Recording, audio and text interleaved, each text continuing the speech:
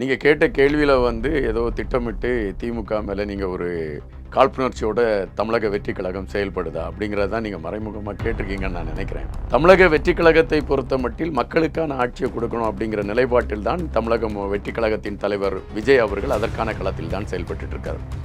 மக்களுக்கு நம்மளால் என்ன செய்ய முடியாது தான் களம். ஆனால் இங்கே திமுகவை சார்ந்தவர் அந்த முன்னாள் மந்திரிகள் மீது நடவடிக்கை எடுக்கப்படுது அப்படிங்கிற பார்க்கின்ற பொழுது அதில் நிறைய உள்ளடி வேலை நிறைய இருக்குது. முதல்ல அனிதா ராதாகிருஷ்ணனை இப்போ கைது பண்ணியிருக்காங்க. அந்த வழக்கு பதிவு பண்ணப்பட்ட பொழுது அவர் யோக்கியனாக இருந்திருந்தால் ஒன்றில் மன்னிப்பு கேட்டிருக்கலாம். நான் பேசிய தவறு, ஏன்னா அவர் அன்னைக்கு மப்பில் போய் தான் பேசியிருக்காரு, நல்லா மப்பு அடிச்சுட்டு போய் தான் பேசியிருக்காரு.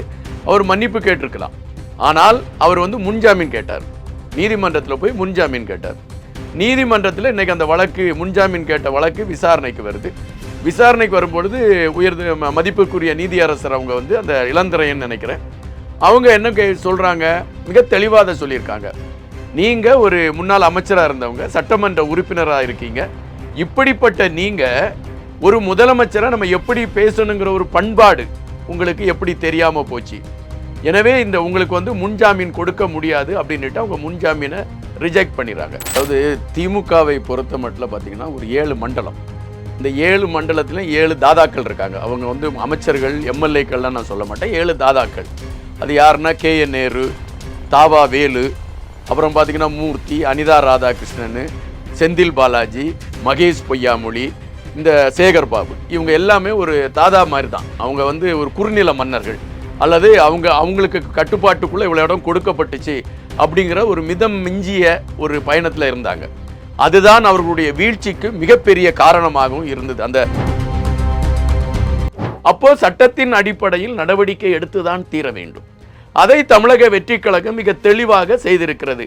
இதில் செந்தில் பாலாஜிக்கு மேலே நாங்கள் ஏதோ பழி செய்கிறோம் அல்லது அவர் மேலே ஏதோ கோபத்தில் பண்ணுறோன்னா, செந்தில் பாலாஜி செய்த அந்த அநியாயத்திற்கு, செந்தில் பாலாஜிற்கு இப்படிப்பட்ட விசாரணைகள், அது இன்னும் பல விசாரணைகள் செந்தில் பாலாஜிக்கு வரணும். அப்படி வரும்பொழுதுதான் கரூரில் நடந்த உண்மை சம்பவங்களுக்கான அந்த சம்பவத்தின் உண்மை நிலை தெரிவதற்கான ஒரு களம் வரும். செந்தில் பாலாஜியில் என்ன ரோல் பிளே பண்ணாரு அப்படிங்கிற விடையும் அப்போ வெளியே தெரியும். திமுகங்கிற கட்சி நீ இருக்குமாங்கிற கேள்வி எழுப்பப்பட்டு இருக்குன்னா, அது எங்களுடைய தலைவருடைய செயல்பாடுகள், அவர் மக்கள் மீது காட்டி கொண்டிருக்கக்கூடிய அன்பு, மக்களை அவர் நேசித்து கொண்டிருக்கக்கூடிய களம்.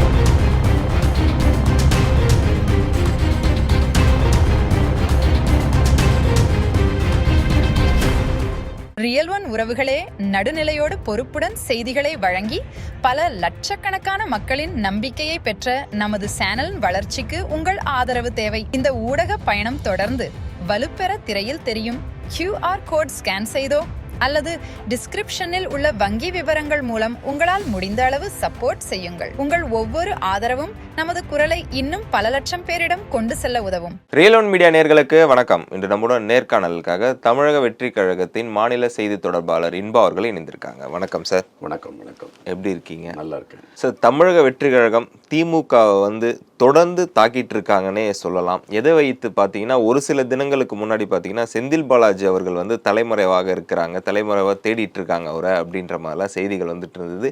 இன்னைக்கு சற்று முன் பார்த்தீங்கன்னா அனிதா ராதாகிருஷ்ணன் அவர்களை கைது பண்ணியிருக்காங்க. விஜய் அவர்கள் என்ன ஸ்ட்ராட்டஜி எடுத்து மூவ் பண்ணிட்டு இருக்காரு சார்? நீங்கள் கேட்ட கேள்வியில் ஏதோ திட்டமிட்டு திமுக மேலே நீங்கள் ஒரு காழ்ப்புணர்ச்சியோட தமிழக வெற்றி கழகம் செயல்படுதா அப்படிங்கிறது தான் நீங்கள் மறைமுகமாக கேட்டிருக்கீங்கன்னு நான் நினைக்கிறேன்.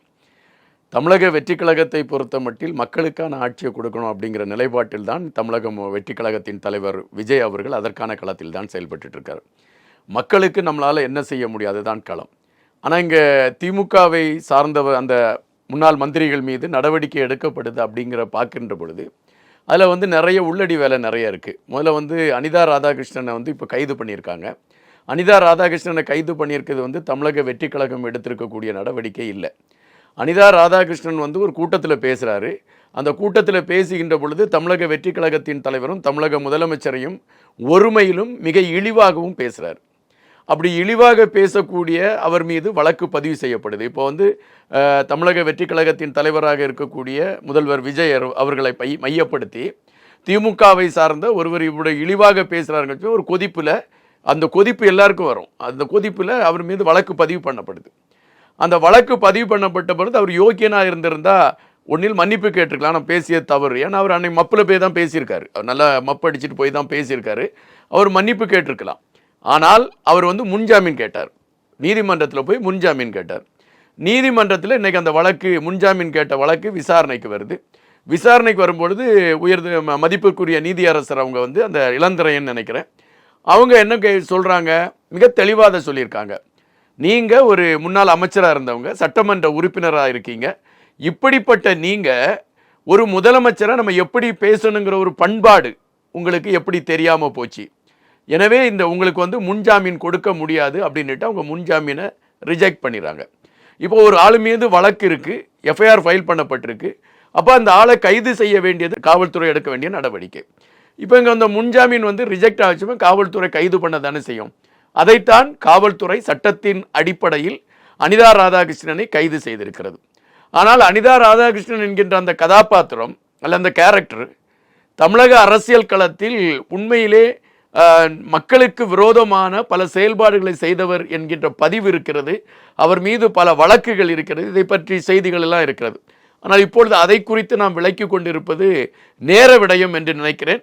அனிதா ராதாகிருஷ்ணன் வந்து இப்போ கைது செய்யப்பட்டிருப்பது சட்டத்தின் அடிப்படையில் கைது செய்யப்பட்டிருக்கிறார். அடுத்து செந்தில் பாலாஜி அவர்களை டார்கெட் செய்வதாக வந்து, அதாவது விஜய் அவர்கள் கரூர் போவதற்கு முன்னாலேயே செந்தில் பாலாஜி அவர்கள் வந்து கைது பண்ண போறதாக ஒரு தகவல்லாம் வந்துட்டு இருக்குல்ல, இது எப்படி பாக்குறீங்க? அதாவது திமுகவை பொறுத்த மட்டும் பார்த்தீங்கன்னா ஒரு 7 மண்டலம், இந்த 7 மண்டலத்திலும் 7 தாதாக்கள் இருக்காங்க. அவங்க வந்து அமைச்சர்கள் எம்எல்ஏக்கள்லாம் நான் சொல்ல மாட்டேன், 7 தாதாக்கள்.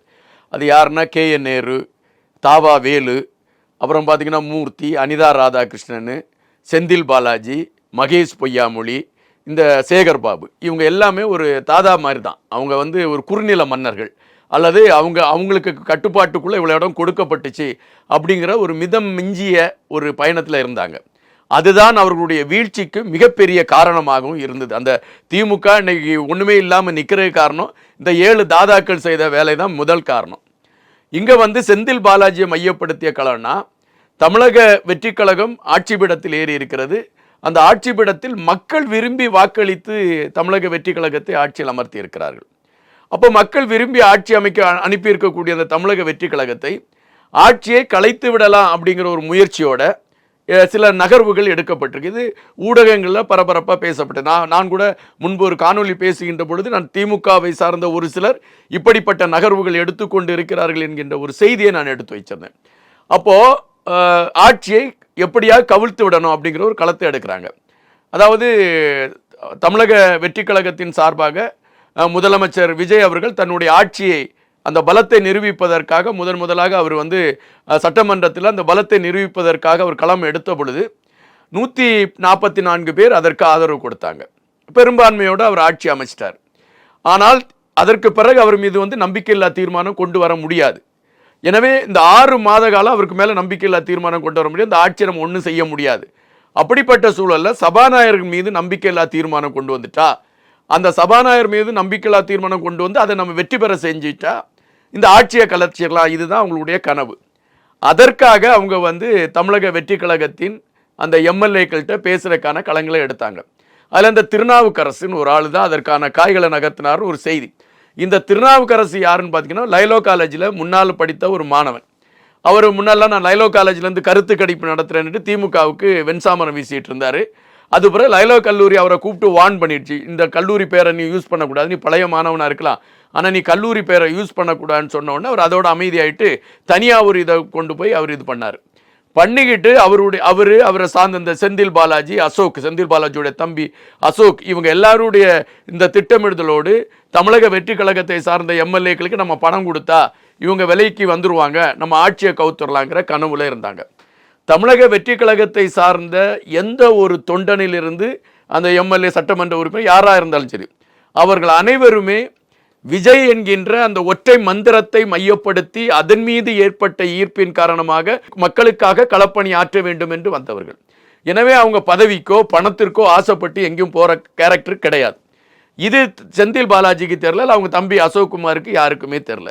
அவங்களுடைய நகர்வுகள் எடுத்து வைக்கப்படுது. இது உளவுத்துறை சார்பாக மிக தெளிவாக முதலமைச்சருடைய கருத்திற்கு இந்த செய்தி கொண்டு போகப்பட்டிருக்க வேண்டும். ஒரு முதலமைச்சருக்கு இப்படிப்பட்ட நகர்வுகள் நகர்கிறது என்பது தெரியாமல் இருக்க வாய்ப்பில்லை, அவருக்கு கொண்டு போகப்பட்டிருக்க வேண்டும்.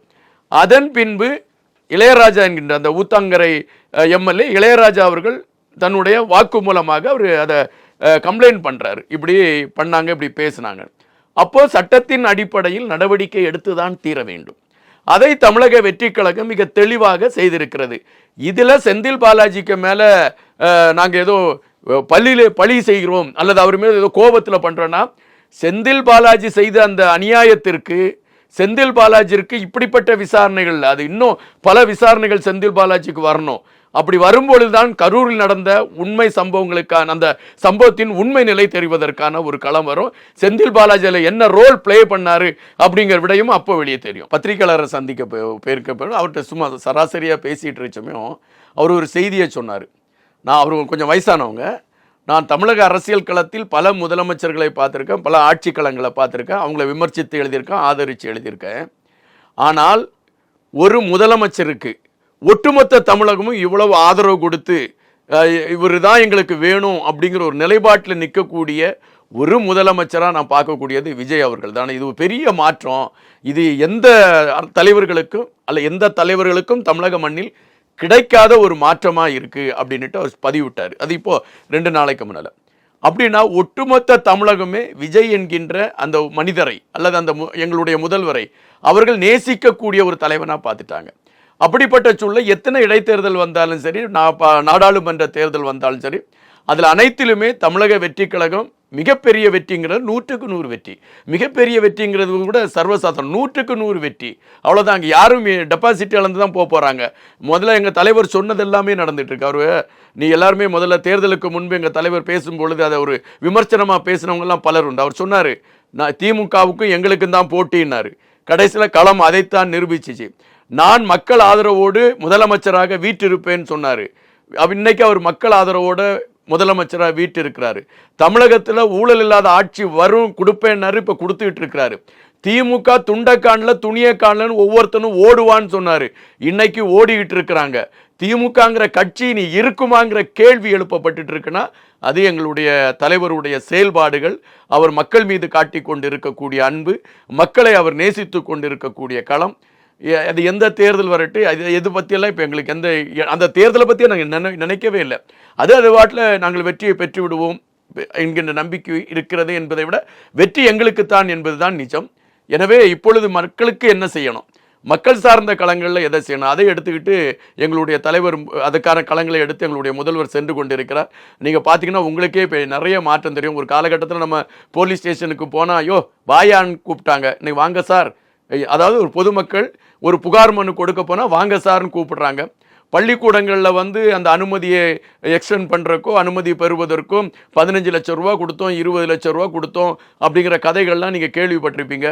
இன்றைக்கி யார்கிட்ட ஃபோன், எப்பா நிம்மதியாக இருக்குது, நாங்கள் ஆன்லைனில் அப்ளை பண்ணோம், எங்களுக்கு அப்ரூவல் ஆகிடுச்சு, எந்த காசும் கொடுக்கல, பஸ்ஸுக்கு 20,000 ரூபாச்சு கட்டுவோம் ஸ்கூல் பஸ்ஸுக்கு, இப்போ எதுவுமே கட்டாமலே எல்லாமே அப்ரூவல் ஆகுது. அப்போது ஒரு மாற்றம் இப்போ தெரிய ஆரம்பிச்சிருச்சு. திமுகவை பொறுத்த மட்டும் அவங்க நிறைய பிரச்சனைகள் பண்ணுவாங்க சார். ஏன்னா இனி 20 வருஷத்துக்கு அவங்களால ஆட்சிக்கு வர முடியாது. அது தெளிவாயிடுச்சு அவங்களுக்கு. அவங்க அதனால் ஏதாவது அப்படி இப்படின்லாம் துடிப்பாங்க. மக்களுக்கு திமுகவுடைய நடிப்பு தெரியுது. அதனால தான் நிறைய பேர் நீங்கள் மீம்ஸ் பார்த்தீங்கன்னா தெரியும், ஏன்டா அந்த மனுஷன் மு.க. ஸ்டாலின் ஒரு ஒப்பாரி வச்சுக்கிட்டே திரிகிறாரு, ஆட்சி போயிட்டு இருக்கட்டும் அமைதியாக இருக்கட்டும் அப்படின்ட்டு ஒரு நையாண்டி பண்ணக்கூடிய களங்கள் எல்லாம் பார்த்துருக்கீங்க. எங்களை பொறுத்த மட்டில், எங்களுடைய கட்சியை பொறுத்த மட்டில் மக்களுக்கு எதை நல்லது செய்யணுமோ அதை நோக்கி போயிட்டு இருக்கோம். இதில் எந்த பழிவாங்க படலும் இல்லை, யார் மீது எங்களுக்கு தனிப்பட்ட கோபம் இல்லை. அவரவர்கள் விதைத்தற்கு அவரவர்கள் அறுவடை செய்கிறார்கள். இதற்கும் எங்களுடைய தலைவருக்கும் எந்த விதமான தொடர்புகளும் இல்லை என்பதுதான் நிஜம். ஆதவர்ஜுனா ஒரு சில தினங்களுக்கு முன்னாடி பேசும்போது பார்த்தீங்கன்னா அதிமுகவில் இருக்கிற யாரையுமே விட மாட்டோம், எல்லாரையுமே தமிழக வெற்றி கழகத்தில் இணைச்சிருவோம் அப்படின்னு சொல்றாருல, இது எப்படி பார்க்குறீங்க? அதாவது அதிமுக எம்ஜிஆர் அவங்க மேலே ஒரு எம்ஜிஆர் ஜெயலலிதா அவங்க மேலே உள்ள ஒரு பெரிய ஈடுபாடில் இருந்த ஒரு கட்சி. ஆனால் எம்ஜிஆர் அவங்க மறைஞ்சிட்டாங்க, ஜெயலலிதா அவங்க மறைஞ்சிட்டாங்க. அந்த கட்சியை வழிநடத்தி கொண்டு இருக்கக்கூடிய எடப்பாடி அவங்க அதற்கு தகுதியானவர் இல்லை என்பது பரவலாகவே பேசப்படுகின்ற ஒரு செய்தி. இப்பொழுது அதிமுகவை பொறுத்த மட்டும் அது இருக்கக்கூடிய பெரும்பாலான தொண்டர்கள் எங்களுடைய தலைவர் விஜய் அவர்கள் எம்ஜிஆரின் வடிவில் பார்க்கிறார்கள்.